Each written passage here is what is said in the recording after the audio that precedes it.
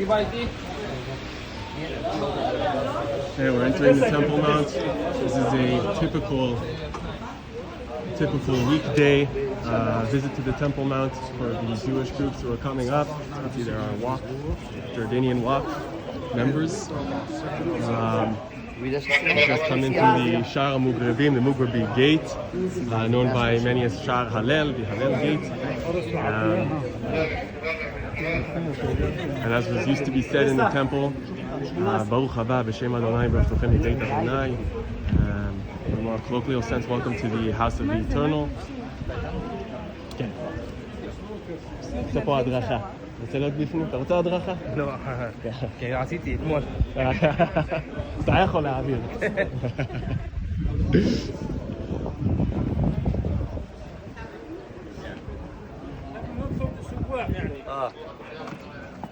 Okay, and as you can see here, this over here, this building here is used for the Islamic Museum. We are not allowed in there. And these heads of pillars here are from various time periods. For example, these basket ones are from the Byzantine period. And those big ones, like this one for example, is in the Corinthian style, possibly used in the times of the Second Temple here, and the royal stoa that used to go all the way across here in the southern part of the Temple Mount. And now the building of Al-Aqsa is here. That's what you're seeing right now. This whole building here, that dome was low on the top, is all part of Al-Aqsa Mosque. And as you can see here, it's a very quiet, very peaceful visit today that we're having, ascending the Temple Mount as part of the group. Of course, the police divide us into groups.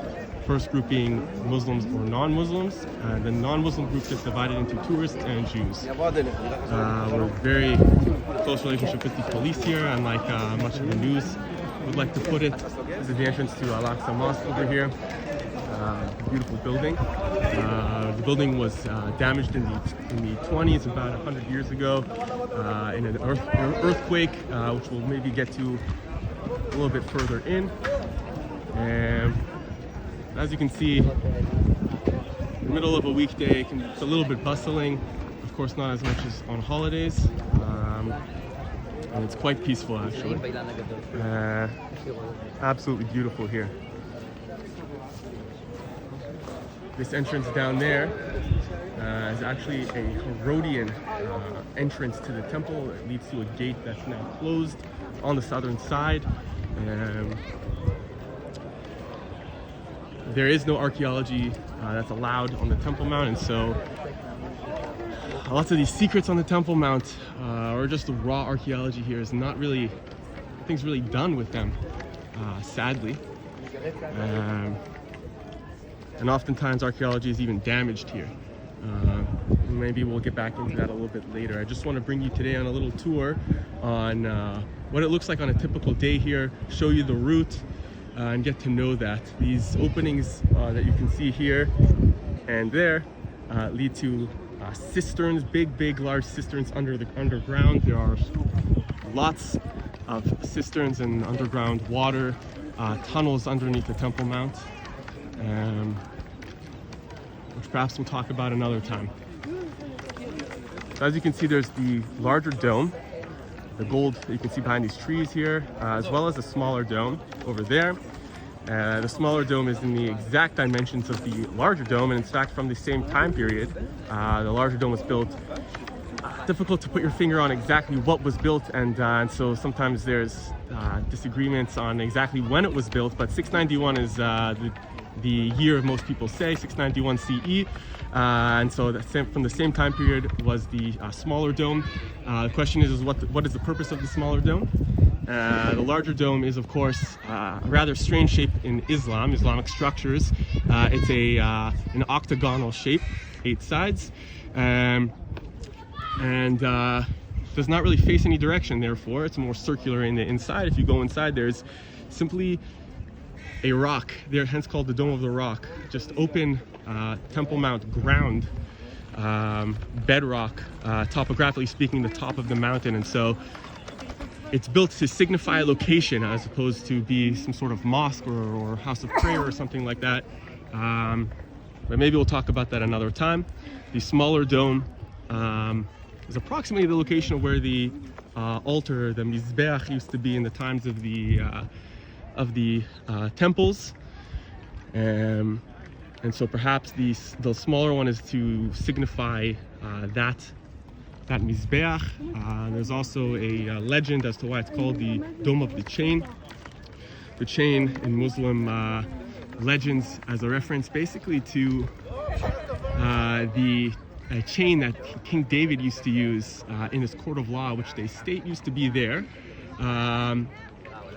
where he would use this chain around those giving testimony to make sure that they were saying the truth. It was a chain that would have this quality that would cause people to say the truth. So in Muslim legend, interesting legend, seeing as around there was the Sanhedrin, I should say the Jewish law halachic Supreme Court was very close by to there as well. So interesting to connect those two traditions. As you can see, the groups of Jews that are brought up, as opposed to the tourists, have to have this police escort along with us. Where we do not have freedom of movement, they're taking the group along a predetermined route, I should say. Down there are steps, just down there, where in the 90s, the Jordanian Waqf who administer the site came in and simply brought tractors and brought out all of the dirt from in there in order to, under the pretense of making reparations to Al-Aqsa Mosque, which is down there, and instead they built one of the largest underground mosques in the world. A blatant change to the status quo. If we were to talk about the status quo here, if you come on tours up here and you visit up here, you'd note that the status quo is anything but frozen, ironically. We're now walking along the eastern wall of the Temple Mount.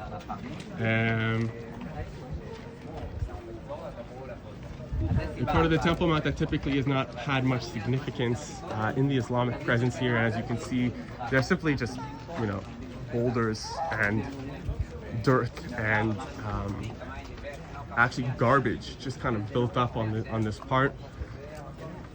Sadly, Temple Mount is the holiest place in the world in Judaism, and so it's extremely sad to see just garbage, cigarette butts. And I'm not allowed to pick this up, otherwise I would be picking it up. But people have been arrested for less on the Temple Mount, Jewish people I'm talking about. And so at the present moment I am not picking up any garbage, but it is very sad to see.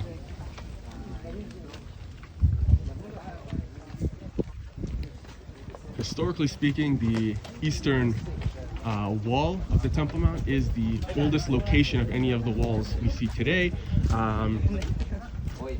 King Herod, towards the end of the Second Temple period, up until its destruction actually, had major construction projects on the Temple Mount, and he included extending the area of the Temple Mount. He actually almost pretty much doubled the area of the Temple Mount to the area that includes today. The only wall which he couldn't move back is the eastern wall, simply because there is a valley behind it, almost like a cliff, and so it's very steep, and you can't move a wall like that in that direction. Just garbage everywhere on this eastern part of the Temple Mount. On a regular day, there are minyanim, and then I'll talk about prayer, the place of prayer on the Temple Mount in a bit. So I'll just be quiet here just for a moment. Amen.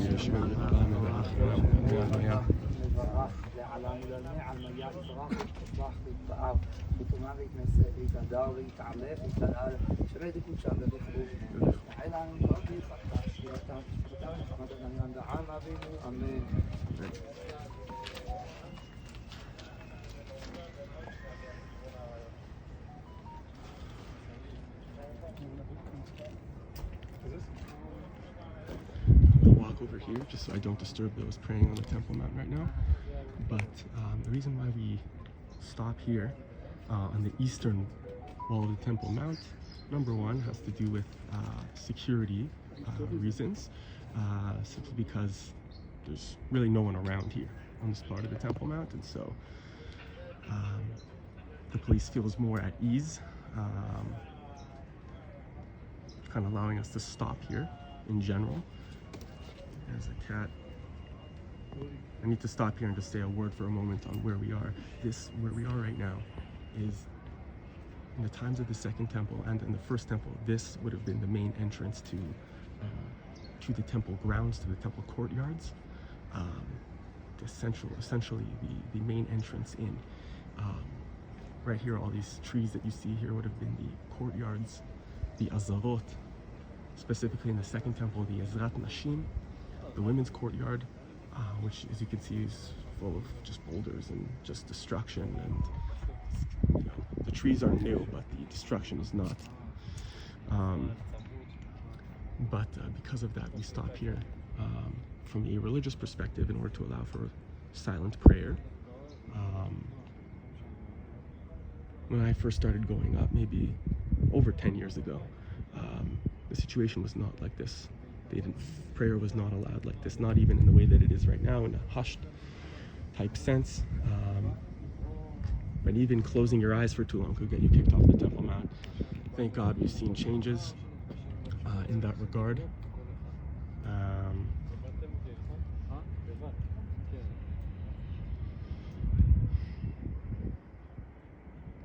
Just a moment of silence here.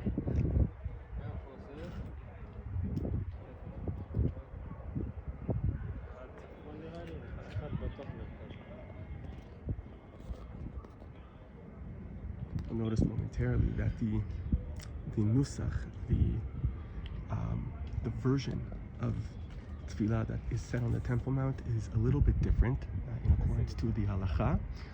That the blessings that you see on the Temple Mount need to include a little bit of a different type of structure to it, which we'll see in just a moment. Another difference here that we do not say Amen on the Temple Mount. Instead of Amen, you'll hear everyone saying Baruch Shem Kavod Malchuto Le'olam Va'ed. Blessed be the name of His glory, the glory of His kingship forever and ever.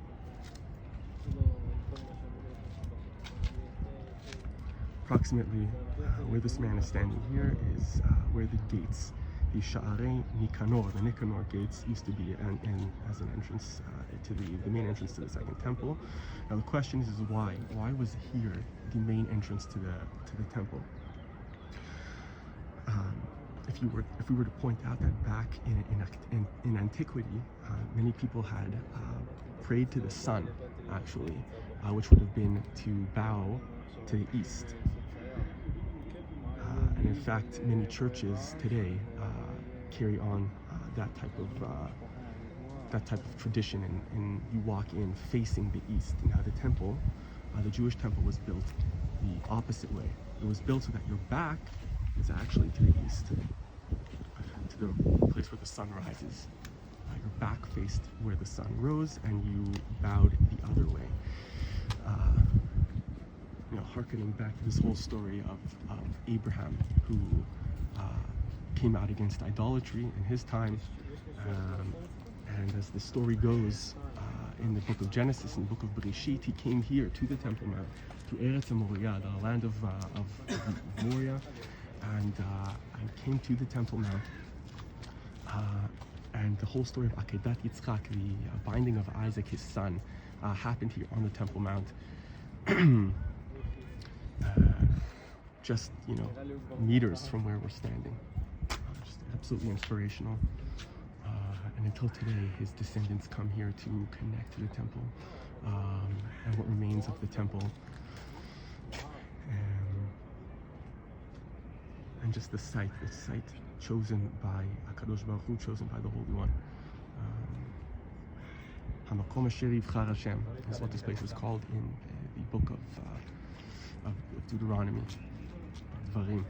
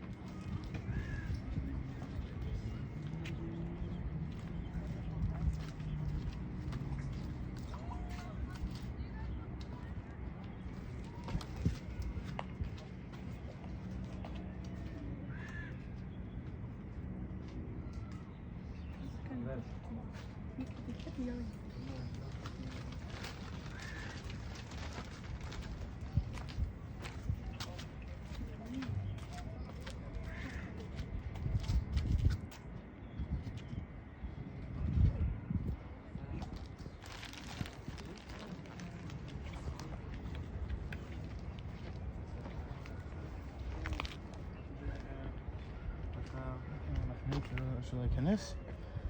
אחרי זה יש זה יש נשר, ככה זה יעזר. וזה שהשם ישרוף אותם זה פה? זה המקום הגבוה, נראה בסיבוב נראה המקום. כן, ופתחתי בבת היה יש כזה שם ההיכל. פתח כיפה קטנה. וזה הכיפה הקטנה. And I wanted to show you, he actually has a map here, which is everything. I'll come back to that in just a moment.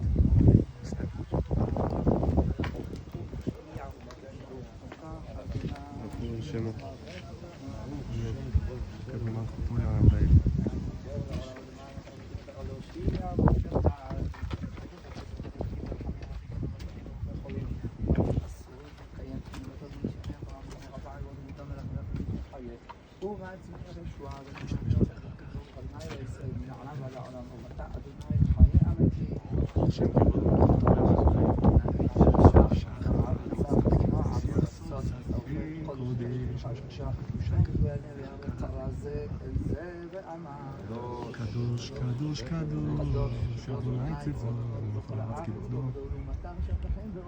ברוך כבוד אדוני. אליאס. מלוך אדוני לעולם ארץ ומדור, הללויה.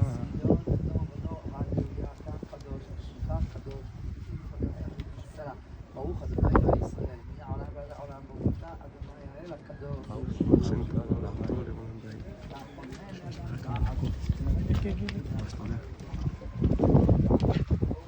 Okay, so I've got here a map to borrow that I borrowed from one of the visitors here, the ascenders to the Temple Mount.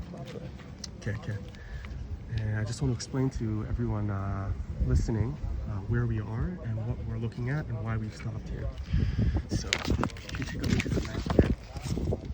Okay, so we've entered in through here. This area here is what we call the Kotel, the western wall. As you can see, it's just a small portion of this entire western wall of the Temple Mount. We've entered in through here, this red dot. We've walked along here. This is Al-Aqsa Mosque. Okay, this over here, this sort of octagon is the Kippat Sela, the Dome of the Rock, and we've walked along this red dotted line until we've basically turned. That's the turn here, or the eastern part of the wall, and now we're basically here. All right. So I thought, as I said, this would have been the main entrance. What I meant is, as you can see here, the structure of the second temple, Herod's temple, superimposed onto the map here of the Temple Mount. And so, Ezrat Nashim, as I said, is in this sort of orangey box here, the women's courtyard, and we're here, as I said. So really very close to where the main entrance would have been, the main gate. If you look here from the top here, from the aerial footage, you can see this whole elevated platform, right, where there's steps leading up to here, and on the sides, this whole area here is basically a square. The angle here is kind of weird. This is the angle. The angle is off on this side, and the question is why?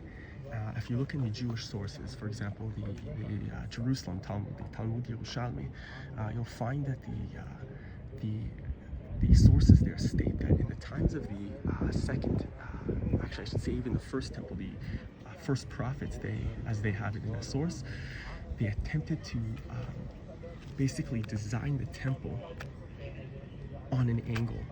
What do I mean? They wanted so that throughout the entire year the sun would rise, of course, on the eastern part of the Temple Mount. The sun would rise, but depending on the parts of the year, it would rise more in the north and more in the south. And what they wanted was the so that all parts of the year, whether it rises in the north or whether in the south, the rays of the light would enter through the gates all the way into the temple itself.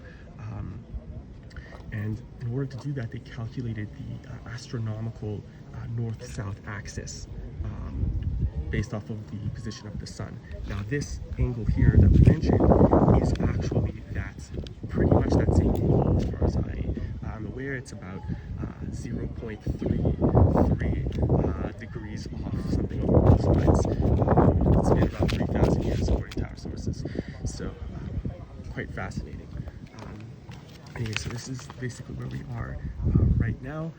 The map itself that we're looking at is a map handed out by what's called the Yeshivat HaBait, the Temple Mount Yeshiva, the Temple Mount Seminary, Rabbinical Seminary, who come up here to basically lead the prayer services every day, and they are just a constant presence here, doing research into the topic of the Temple Mount and its place in the Halakha, the Jewish law. An important endeavor for sure, and they've put together this map where they've explained where halachically a religious Jew can go based off of the places of the sanctity. What is the issue here? The issue is that the higher up you go on the Temple Mount, the higher in Kedusha, higher in sanctity the place has, and each of those aliyot, each of those times that you go up in the sanctity, there are more laws in terms of who can enter into that area. And so you get to the point where this blue area, for sure, nobody who is Tmemet, nobody who is impure with the impurity of what's called Tmemet, impurity of a corpse, could go into to become purified from the purity of a corpse. Halachically, you need the ashes of the red heifer, the para aduma, which are people are working on today, but we do not have that, and therefore in this blue area, and only in this blue area, you cannot go. And so this path takes you along the way, in which case you're not, for sure not entering into those areas. Okay, and typically we explain the basis of this type of differences in Kedusha. As you can see, I mean, tourists can go wherever they go. Despite Jewish groups not really having that opportunity, but sadly, the halachic basis of these different levels of Kedusha are based off of the concept of the machanot, in the encampment in the desert that the Jews wandered in for 40 years. They built the Mishkan, the tabernacle, this mobile, transportable version of the temple. And so there were basically three levels in this encampment, three machanot. The first level being Machane Yisrael, where a tzarua, person with tzarat, a person with leprosy, was not allowed in. That was the main encampment. Within that area, you had the Machane Leviah, the Levites' encampment, in which case, although people who are impure from a corpse, Tmeim Metim, were allowed in. In fact, a corpse itself is allowed in. People who had a tum'ah, who had impurity that came from their body, for example, women who had their period, women who had just given birth, for example, men who had contracted some sort of disease called a zav. It's not exactly sure exactly what that is, a zav or zava, as well as people men who had a seminal emission were not allowed into. And within that, you had what's called Mechane Shechina, the encampment of the divine presence itself, where the Mishkan itself was the tabernacle itself, so to speak, God's dwelling place. Now, in that area, the people who are Tmei Mitim, who are contaminated with the Tum'ah of a corpse, were not allowed into.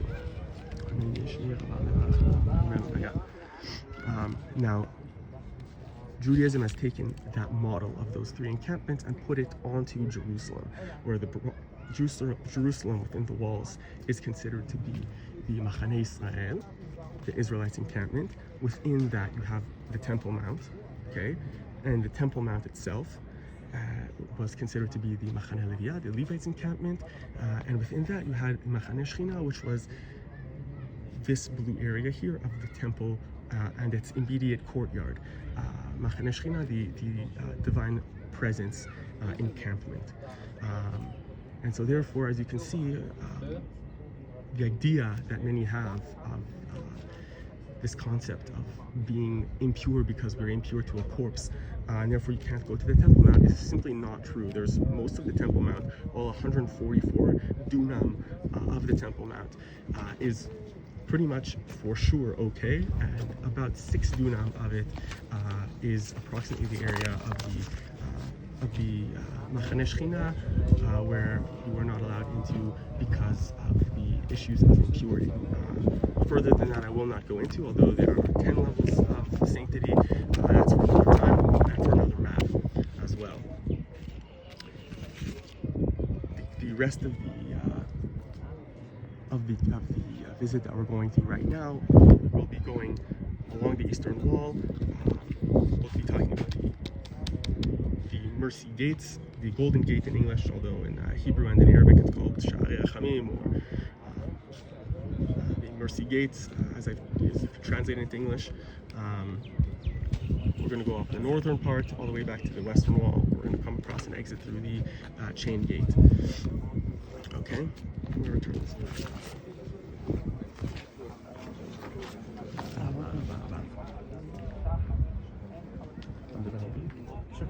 Okay, so I'm doing a little video, a little explanationary tour. So, yeah, I have a couple words. I'm not the speaker here. That's one of my two friends. The last one was they're just finishing out. Yeah, sure, no problem. Nothing specific, right? Okay. Thank you.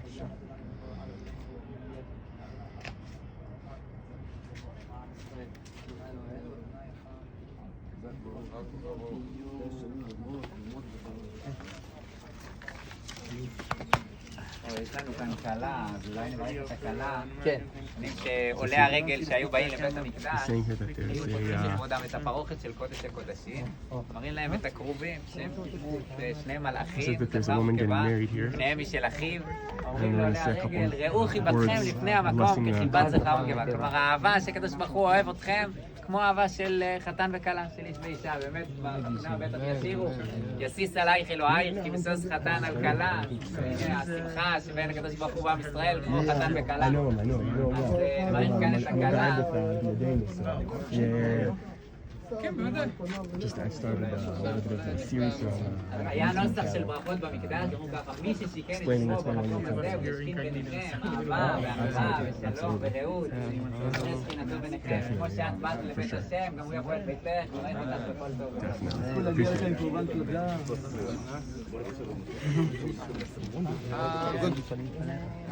הרב שמואל, עדיף כאן לעשות בניין השני או שמה?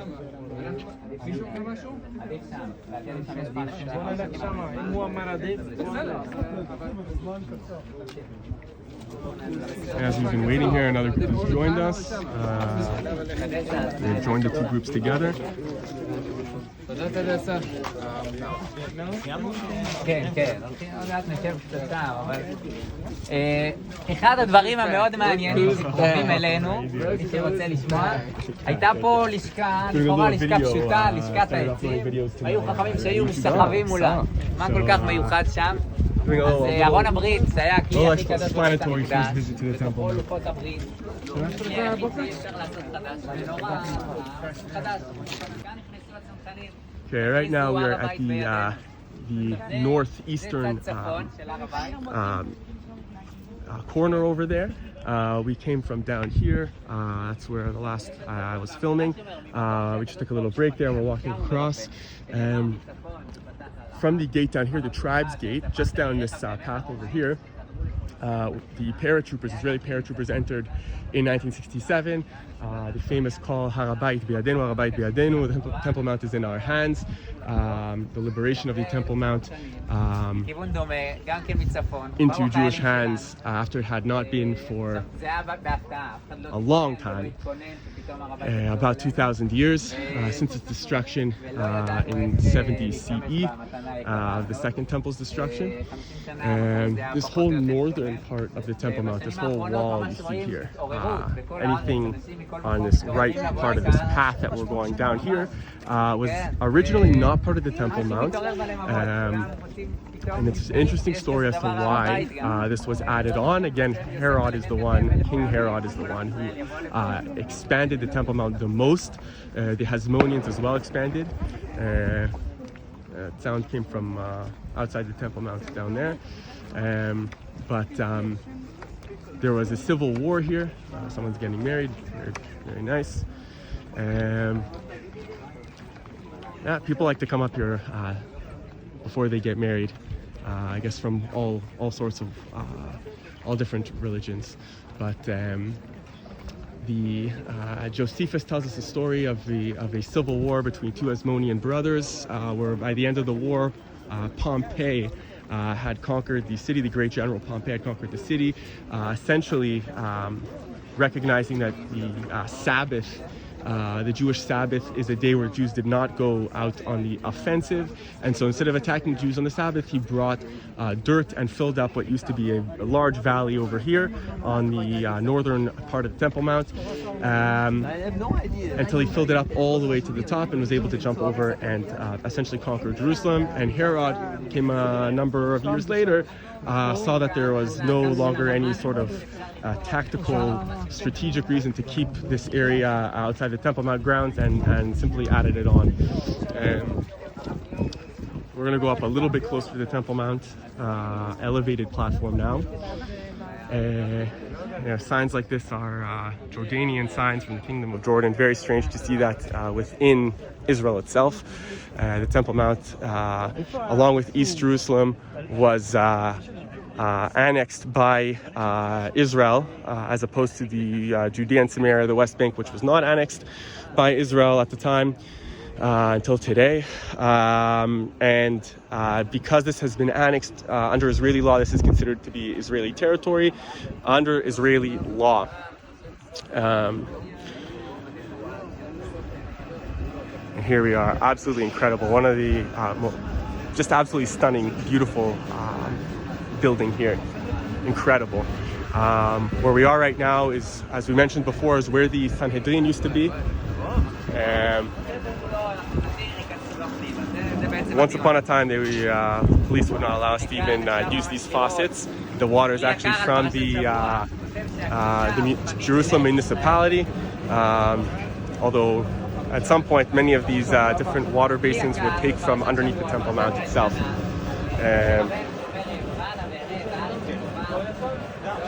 Absolutely beautiful here. Around where we stand now, actually used to be the Sanhedrin that I mentioned earlier, the Jewish law Supreme Court, which developed many of the laws of Jerusalem, of Judaism that we have today.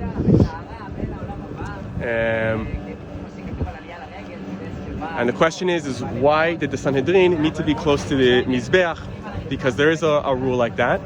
And the answer to that is an interesting one, and it harkens back to the concepts of justice and righteousness in the Jewish sources, in the prophetic sources, which is that you cannot have kedusha, you cannot have sanctity without justice being accounted for. There is no closeness to God without loving kindness, without justice. And so the court of law, of Jewish law, had to be next to the Mizbeach, next to what symbolized the connection with the Shekhinah, with the divine presence. We're not going to go any closer than this.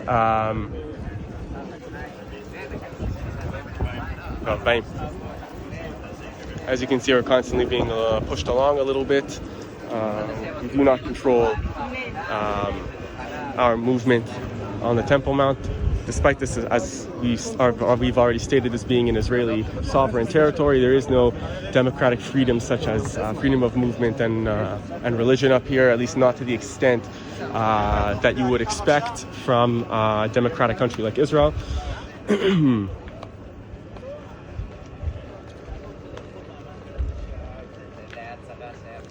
On a normal day, you can see it's typically very calm here. Perhaps not fitting some of the narratives that you see on news outlets. This place is actually, on a normal day, very calm. Many of the stories you hear in which it is not calm here are on holidays, either Muslim or Jewish, where actually many of the instigators are hired by foreign countries such as Jordan, or organizations such as the PLO, the Palestinian Liberation Organization. People are hired to actually come up here and bother the Jewish visitors here. For example, once a week or so in Jordan, there are news blasts that come out saying how many settlers have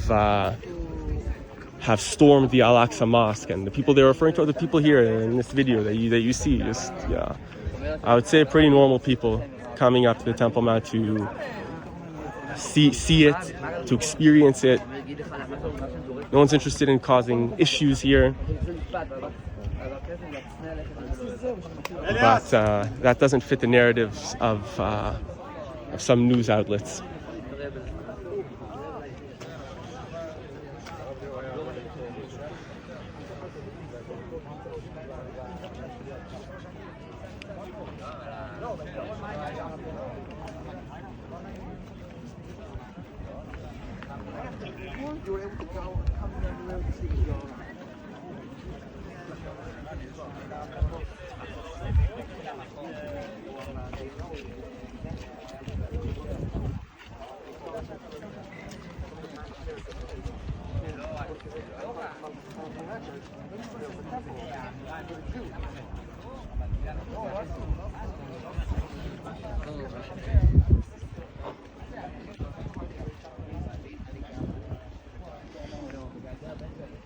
There are people who come up to the Temple Mount in this group every single day.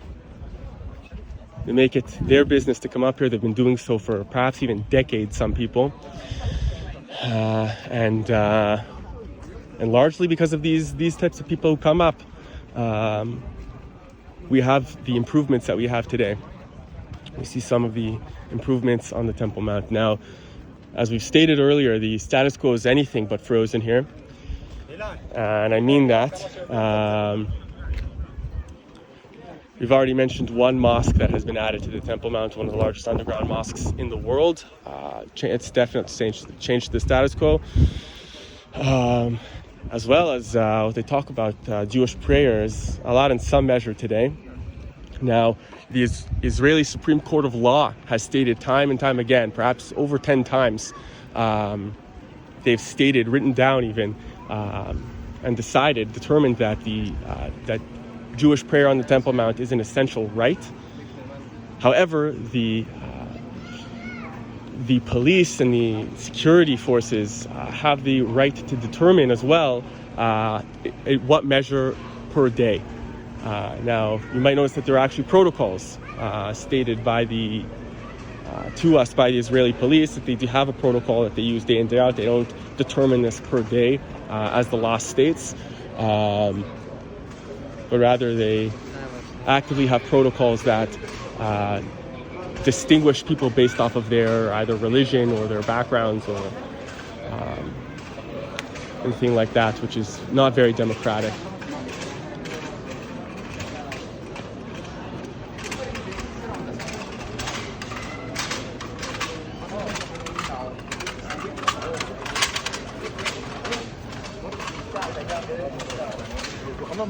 There's actually a D in about steps.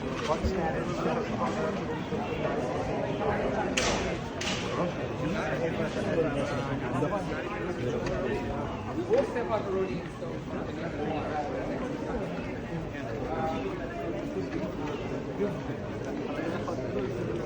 Articles. How many wars?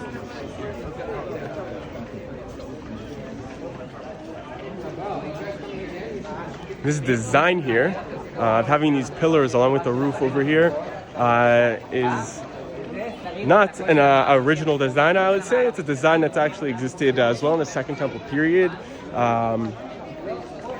The Jewish sources, the Talmudic sources talk about the Achsadra, which was something probably along the lines of what we're looking at here that would basically cover the perimeter of the Temple Mount, providing shade.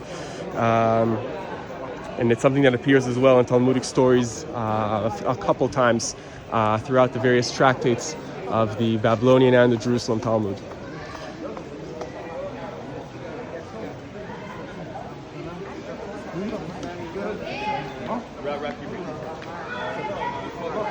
Of course, there are 12 gates.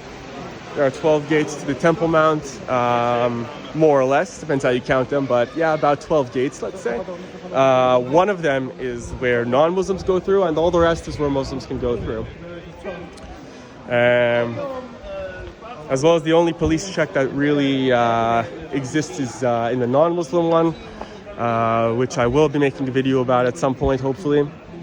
And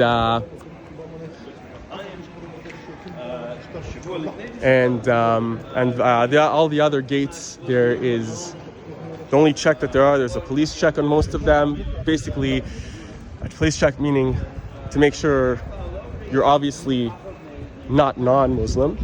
And then a further check of Waqf members that you can see here, Jordanian Waqf members, which you can see at the gates, just making sure that people entering are indeed Muslim. Again, not exactly democratic. This is an open area, as you can see here. There's no mosque. I'm not in a mosque right now. And so, very strange that an open area such as this, 144 dunams of open area, would have that kind of differentiation based off of religion or anything like that. This is absolutely incredible, this view here.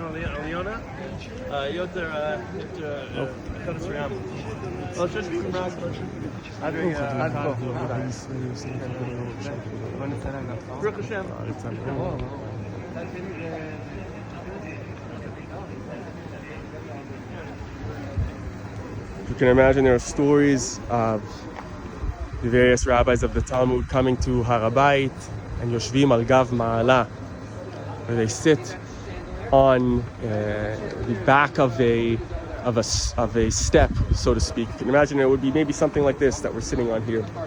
They'd be sitting on steps like this, perhaps, relating different portions of Jewish tradition, Jewish law.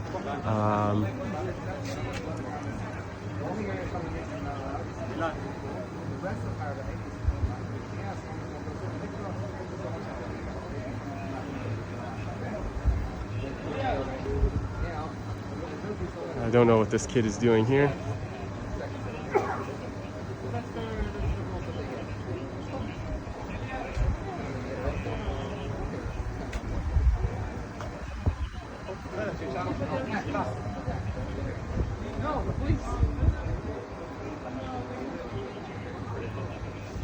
Inside that doorway, you see the chandelier that's right over there. This is Rabbi Yehuda Levi, the great activist of the Temple Mount.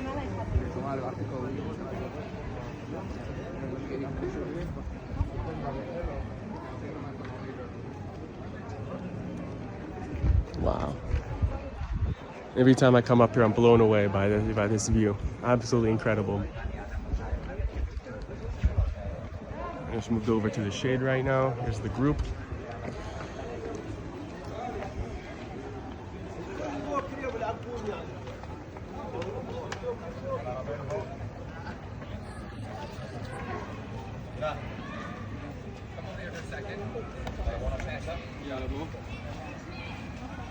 Those are free.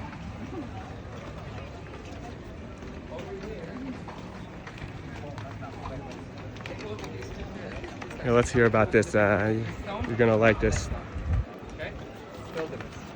This is marble, original stone, and this is limestone. What's the difference? The limestone is significantly harder than the marble.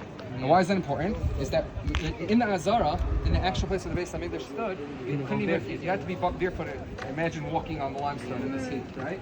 But the marble was not just a design choice, it was actually very practical.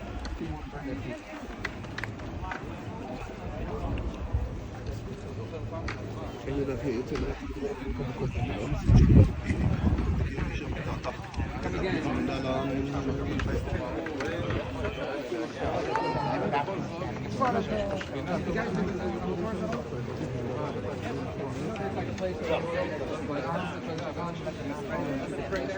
So actually there's a shaft on the ground that Underneath the Temple Mount, there is a lot of water. Now, some of this water is natural, and some of it has been brought there into the cisterns artificially, artificial cisterns from various time periods. So, of course, the natural water is an interesting topic to talk about in and of itself.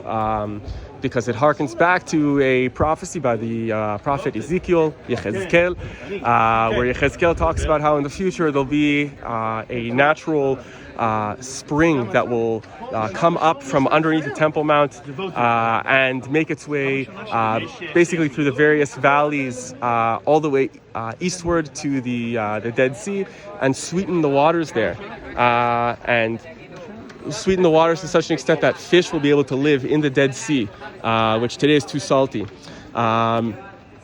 This being, of course, a prophecy, including within it a metaphor for the future, that this place will be a beacon of life and will be a beacon of not only hope but of peace and loving kindness and justice to the rest of the world, bringing life to the entire world, which is what we sincerely hope and pray for and work towards day in and day out on the Temple Mount and outside of it.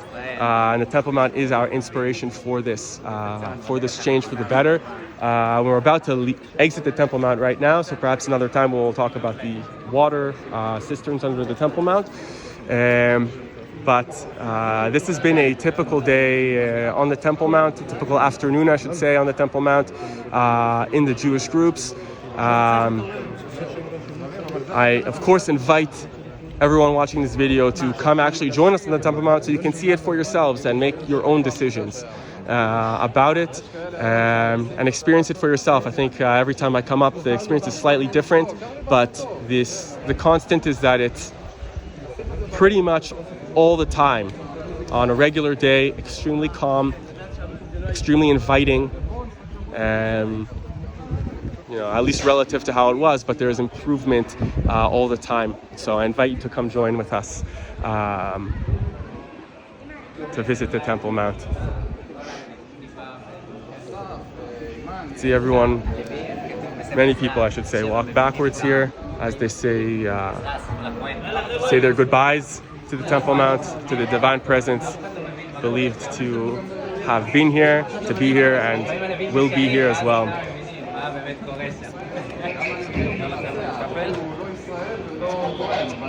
תודה רבה לך, אחי. שיהיה לך יום טוב.